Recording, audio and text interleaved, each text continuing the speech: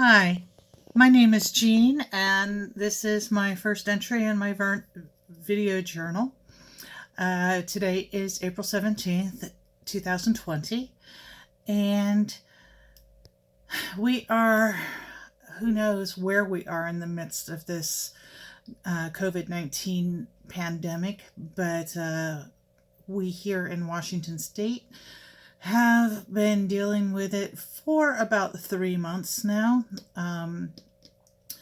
I have been self isolating for about a month, and today is my first day of being completely by myself with my cat.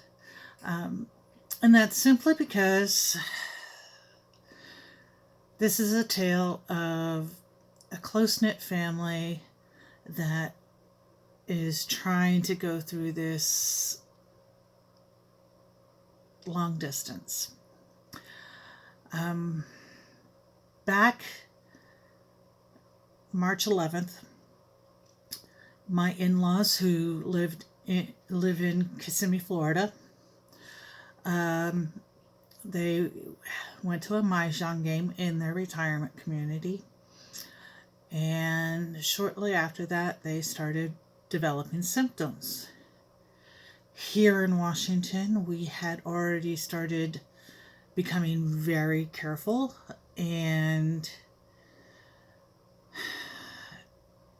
learning more and more about the COVID-19 epidemic that was starting. We had the first case in the U.S. We had the first death in the U.S. Other states have had it worse since then. We have managed to flatten the curve because Governor Inslee was very, very proactive and smart in how he dealt with the COVID-19 outbreak here. We're still not out of the woods, but we have flattened the curve, and we, like a lot of other states, are starting to have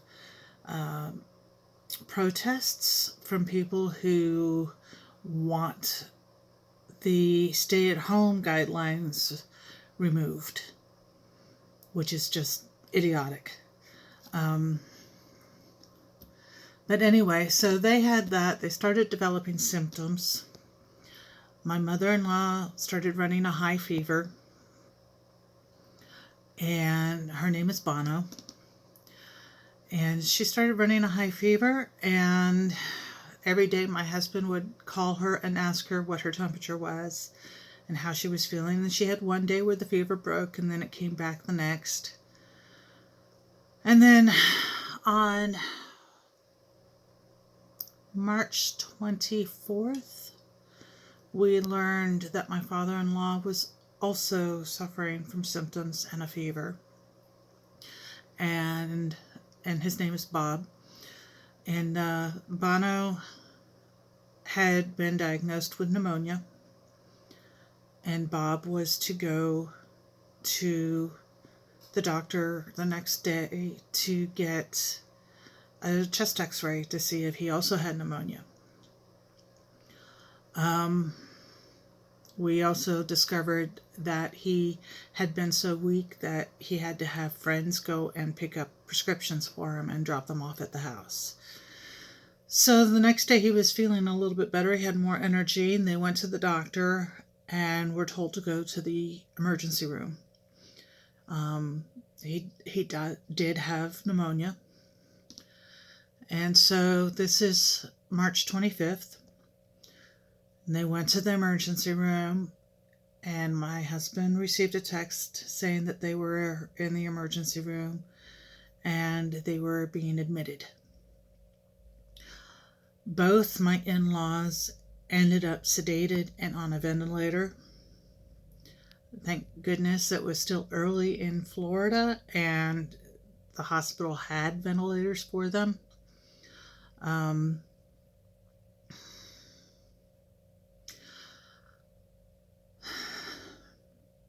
They both ended up being put on paralytics.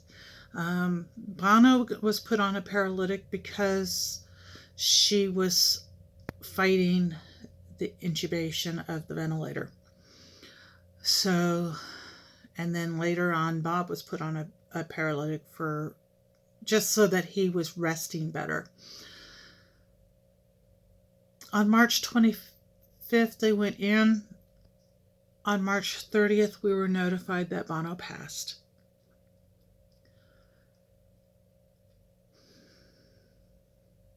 It's still really not real to me. I know that she's gone, but it's still hard for me to accept that she's gone.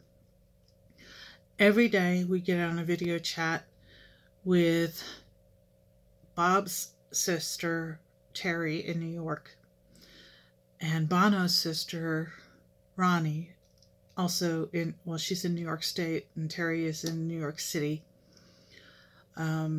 And Terry has Bob and her brother, Buzz, on the phone. And then my daughter, Jocelyn, is in Utah, and her wife, Maddie. And then my husband and I, and my sister-in-law, Tracy. It's been a roller coaster with Bob. Bob is still alive. He is on I think he's on day 24 or 25 of being on the ventilator. He still has pneumonia. He's been going up and down on how much oxygen they've got him on. He has been up as high as 100%, and he's been down as low as 50%. And I think today he was back down to 50%. He was having problems with clotting in his lungs and bleeding in his lungs. He was on blood thinners and then clot busters. They did put both he and Bono on the malaria medication. Didn't do anything. The doctors have given Bob a 5% chance of pulling out. If he recovers at this point, we're looking at least 6 months of recovery time. This morning, I dropped off my husband and my sister-in-law at the airport to fly down so that they could be there for their dad. If Bob pulls out of this, then Rob will be staying down there with him during the recovery. And then hopefully Bob will agree to sell the house down there and move up here in Washington State with us. If he doesn't make it, then Rob and Tracy will be down there to get all of their affairs in order, and so there's that. And Rob will be picking up his mother's ashes sometime this week. But yeah, so now I'm here in Washington by myself, and my husband and his sister are in the air flying, hopefully safely, to Florida. And then tonight they'll go to the hospital to pick up Bob's belongings, get his car and the keys to the house, and they'll be cleaning and staying at the house in Kissimmee. And so I will be doing video journaling to go over how well I'm dealing with being by myself, because Rob and I have been together for 23 years. So, and we've been apart before, of course, but never more than a week. And this is going to be a minimum of 2 weeks, and it's possibly as long as 6 months, 7 months. So it's going to be rough. But I wanted to tell the story and get this out for future historians, future family. And I hope everybody is staying safe. This COVID-19 is no joke. Luckily, we have technology, unlike the 1918 Spanish flu, where we can keep in touch better. But this is no joke, and people, please take it more seriously, because people are dying, and it's serious. It's scary. Um, and I'm not trying to frighten anybody. I just want people to be smart. They're not being smart. So please, especially the states where there is no stay-at-home order, which is ridiculous. But please, take care of each other. Take care of yourselves. If not for yourself, for your family. Somebody cares about you.